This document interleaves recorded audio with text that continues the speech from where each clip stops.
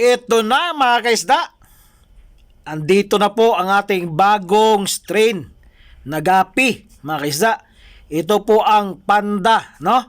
So makikita nyo at mag-update tayo.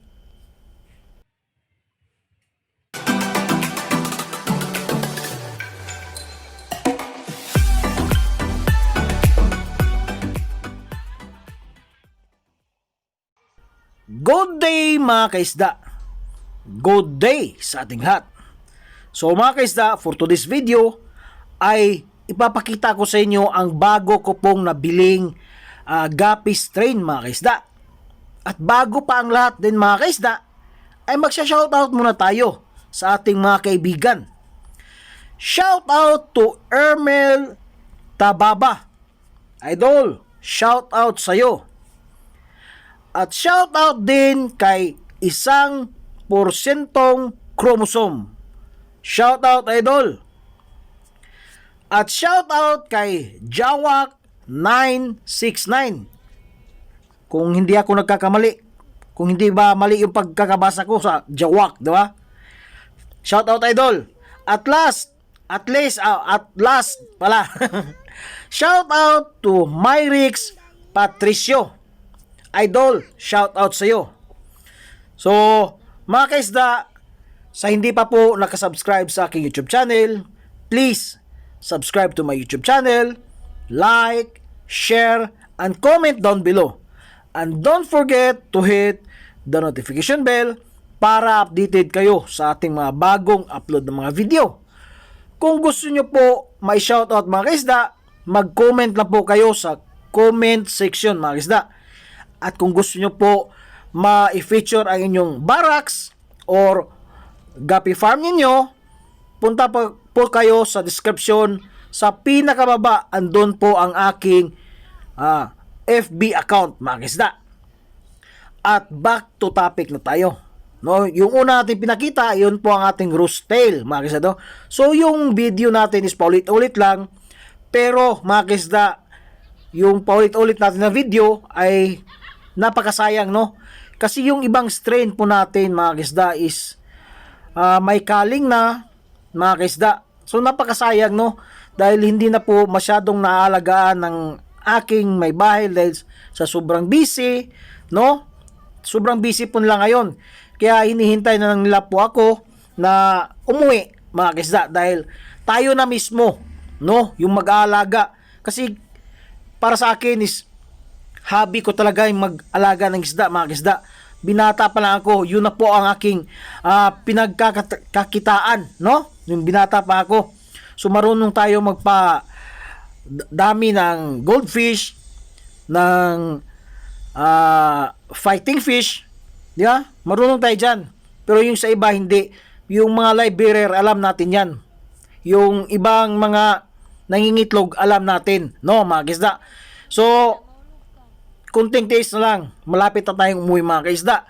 At yung gustong bumili sa akin na taga Luzon, ibang lugar, hintay-hintay lang po kayo mga kaisda, no? Dahil kailangan po nating kumuha din ng permit para magiging legal po tayo, no mga kaisda? Kasi mahirap na, no? Mahirap na talaga. Dapat na tayo sa legal process mga kaisda, no? So itong ating ngayon ipapakita natin is itong yung pre-dirt. Marami na po siyang kaling mga kisda. So nakikita nyo merong ibang kulay. Kaling na po yan. So hinahayaan ko lang muna dyan mga kisda, no? Hinahayaan ko lang yung maraming kaling. Hinahayaan ko na lang muna. Dahil wala tayong mapaglagyan ng mga kal, ng mga gapis, no? So soon pag uwi natin ay pipili tayo ng magandang klase. Saka paparamihin natin. Siguro mayroon pa rin mga kaling yan, at least ando na tayo, no? Nakamonitor na tayo mga kisda, di ba? So ito naman mga kisda, ito po ang aking yellow Mica Reef. Yan po ang ating yellow Mica Reef, padadamihin pa natin yan. At dito naman mga kisda, ito po ang ating black lace, metal black lace. So isa ito sa pinakamarami ding makal na mga transparent male. So okay lang mga kisda, no? At least meron tayong maikal, di ba? So, yung mga kaling, mga mix ko, ibibinta ko yan ng buo, no? Basta marami na akong mga mix, mga kisda. Marami akong kaling. So, ibibinta natin yan dahil marami namang bibili niyan kasi yung iba na bibili, ipapakain nila sa monster nila, no? Kaya, siguro, yun na lang. Para makabawi-bawi naman tayo sa ating pinambili na mga pagkain nila, no? Yung fish food nila. Fish food nila, mga kisda, no? So, ito naman, mga kisda, is blacklist din. So, dito mo makikita yung magandang klaseng male, mga kisda. So, yung halaman natin is medyo dumadami na, no, mga kisda. At hindi po yan pinalutang lang po yan namin, no? Pero dumami siya. Kaya, pag uwi natin, iibahin natin yung, yung backyard natin, no? Yung Gapi Farm backyard natin. Ibahin natin yun, mga kaisda. Dahil may plano na ako dyan, pag uwi natin. Sa ngayon, itiis-tiis lang muna. So, 8 months lang po, mga kaisda. Tayo ay uwi na, no?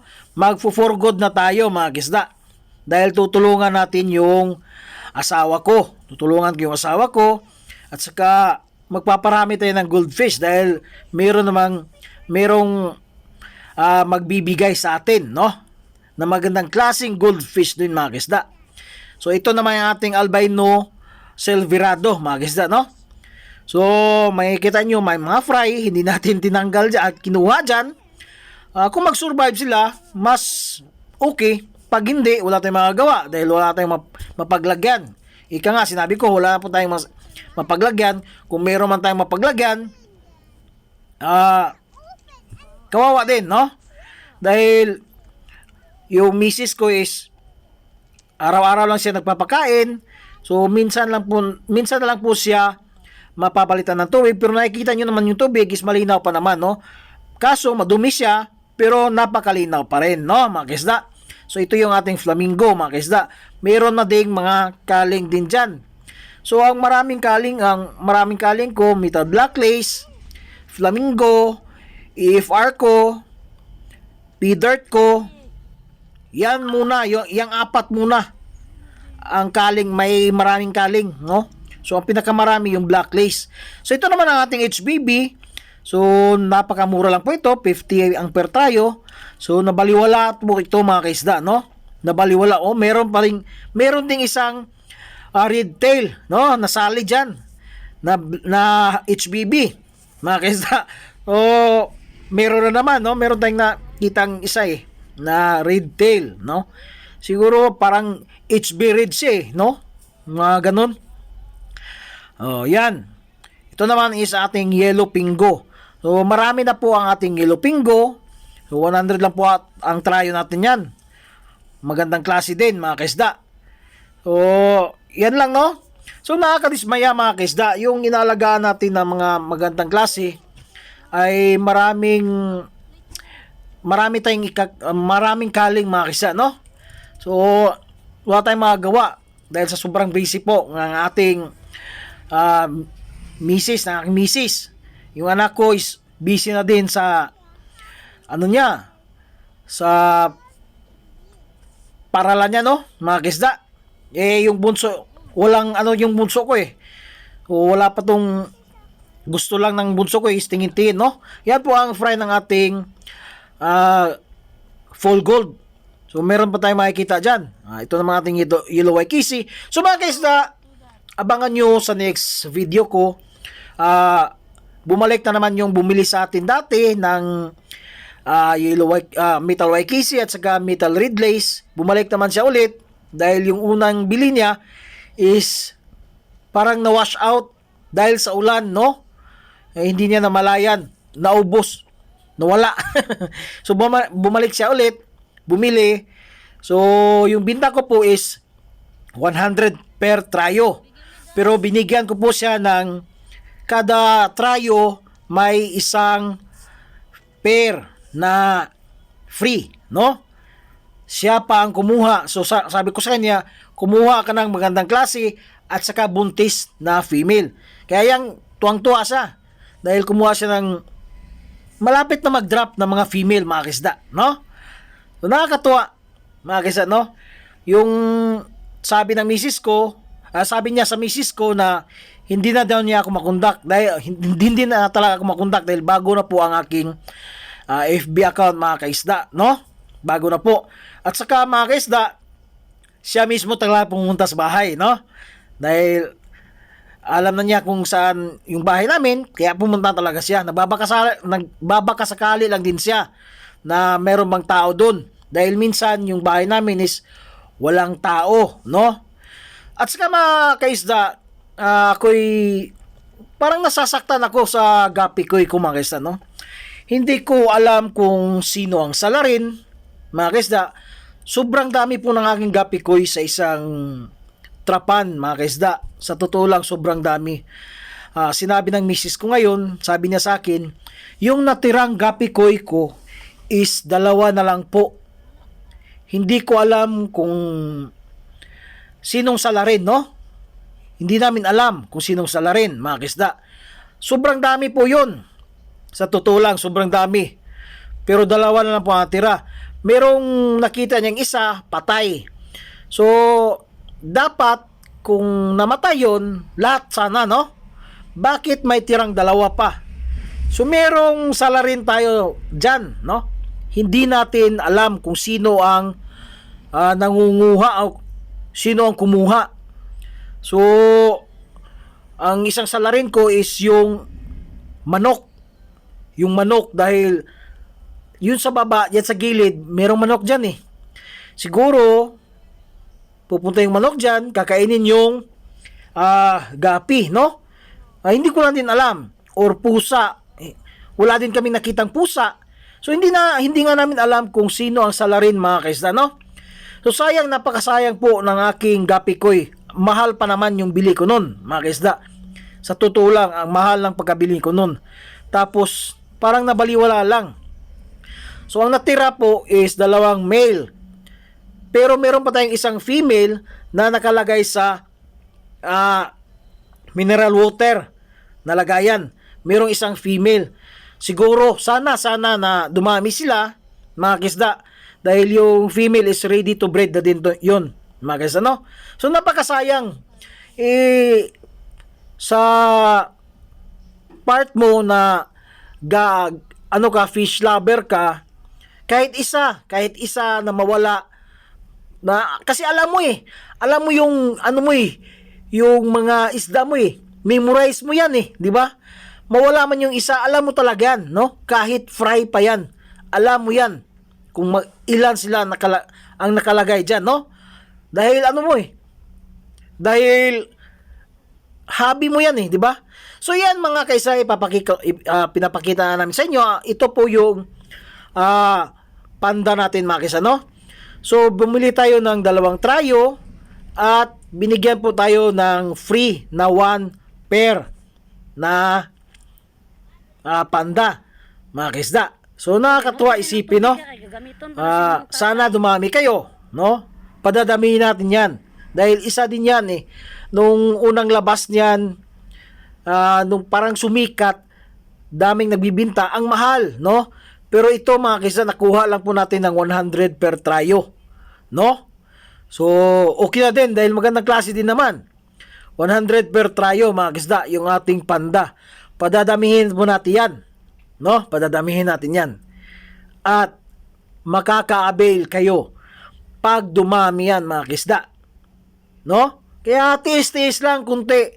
Dahil ako nagtitiis din Atat na po ako mga kaisda, no? Atat na po ako, alagaan po yung aking gapi, mga kaisda.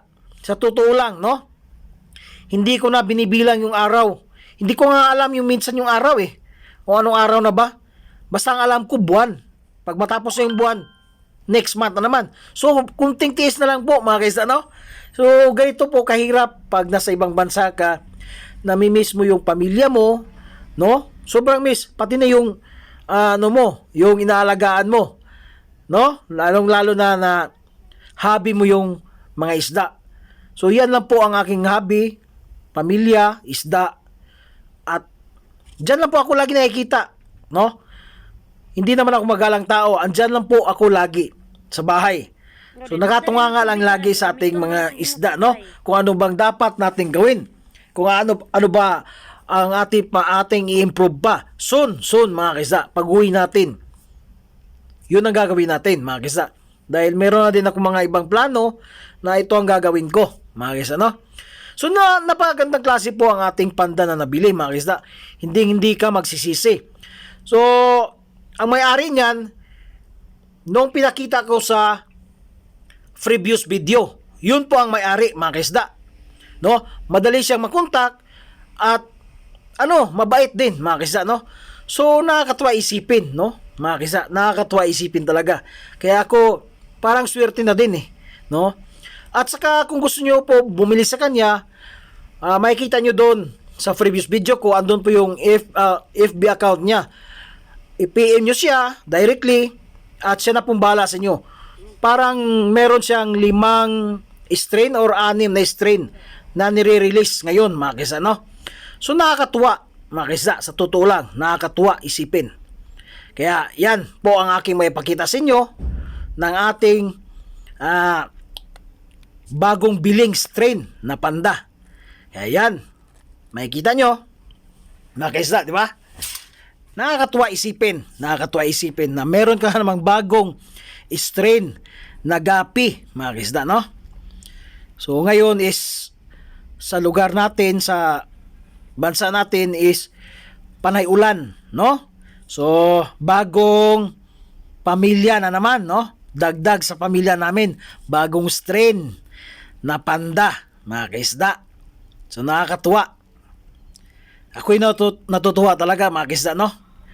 Kaya yan, ipapakita ko lang po sa inyo yung ating mga clips, mga kaisda, yung ating mga gapis nandyan. So, mga kaisda, kung hindi ka pa nakasubscribe sa aking YouTube channel, please subscribe to my YouTube channel, like, share, and comment down below. And don't forget to hit the notification bell para updated kayo sa aking mga bagong upload na mga video. Para kung gusto nyo pong i-shoutout sa next video, mag-comment down below lang po kayo, mga kaisda. Comment down below. At saka, kung gusto nyo po i-feature sa aking YouTube channel, andun, punta po kayo sa description, mga kaisda. Andun po ang aking FB account.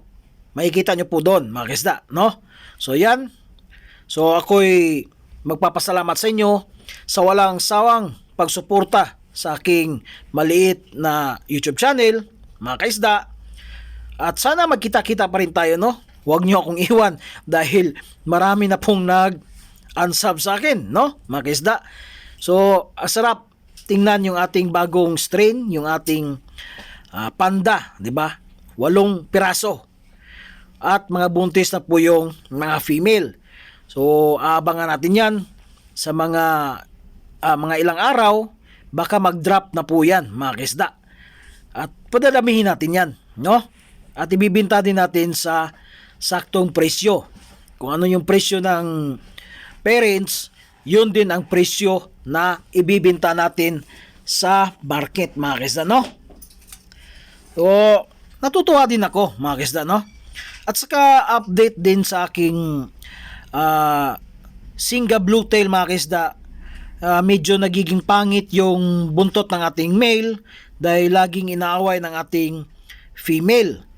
At saka yung sa purple singa natin, mga kaisda, parang nagiging okay na yung female natin, mga kaisda, no? Dahil sa previous video is akala ko is mamamatay na yon, mga kaisda. Pero nagiging okay na siya, mga kaisda, no?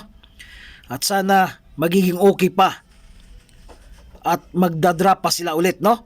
Dahil yung Singa Bluetail natin is para medyo buntis na yan yung female, mga kaisda.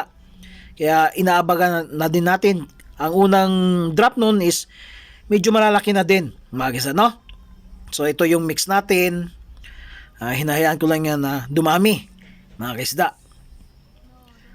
Ano yan yung ginawa nating experiment is walang kwenta, no? Walang kwenta talaga. hinayaan ko na lang na dumami at siguro pag uwi natin, imimix natin yan sa lahat ng mga mix. So ito yung sinabi ko sa inyo na Gapikoy. Sa makikita nyo dyan, medyo madami-dami pa sila. Pero ngayon, is 2 piraso lang po sila natira. Ewan ko ba kung anong nangyari doon. Siguro merong pumupunta sa bahay na biglang pupunta dyan sa likod, no? Dahil yung likod namin is open po yun mga kisda. Open. Na maraming pwedeng makapasok kung gustong pasukin, no? Open po yun. So ito po yung ating update mga kisda sa ating fry ng ating Singa Bluetail. Yan po ang update mga kisda. Medyo lumalaki na po yung fry mga kisda, no? So sa tingin ko is parang 8 lang yata sila. 8 or 9 kung hindi ako nagkakamali. Sana is lumaki sila at magiging pareho ng kanilang parents mga kisda, no? Kasi yun po ang inabangan natin dahil napakasayang pumbili natin, ang mahal pa naman, tapos walang makikitang ribbon, no? So ito yung sinabi ko sa inyo na parang naging okay na sila kunti, pero yung katawan ng ating female is parang na-dislocate, no? No, tingnan nyo, no? Pero okay lang yan. Habang mabubuntis pa, mas okay. Padadamihin natin yan, no? Basta mabuntis pa. So ito yung yun ang sinabi ko sa inyo na yung ating male, sira na po yung buntot dahil agresibo yung female mga kisda. Napaka-agresibo po yung female. Parang buntis na din yung female mga kisda, no? Abangan na lang natin yan na mag-drop para dagdag na din sa ating collection, no? Makikita nyo naman, yan, mix din yan. Ang dami kong mix mga kisda, no? Ang dami. Sa pag outcross na walang kwenta, no? Oh, makikita nyo, ang dami. Napakasayang, no? Napakasayang yung panahon na ginugol mo tapos ang resulta is walang kwenta, no? Ito mga kisda, oh. Yan, yung parang albino yan eh, no? Pero half-bred na po yan mga kisda ng flamingo. Sila half-bred na po yan ng flamingo mga kisda. Napakasayang. Yung gusto nating ipalabas ay hindi lumabas, no? So ito naman ang fry ng ating purple singa. Abang-abang lang din tayo na lumaki, no? Para makita natin yung magandang klase at ma-segregate na din yung mga pangit mga kisda. Yan. So nakakatuwa isipin, no? So ito yung sinabi ko sa inyo na isang female na Gapikoy ang natira. Yan lang po ang natira. So parang ready to breed na din tong female at ililipat natin doon. Sana dumami pa, no? Dahil trio din sila, 2 male, 1 female. Nga lang, no? Pero okay na din yon. At least merong 1 female pa na natira. Kasi napakasayang eh. Ang mahal ng pagkabili ko nun mga kisda, sa totoo lang. So masakit sa atin, no? Na ganun-ganun lang nawawala, no?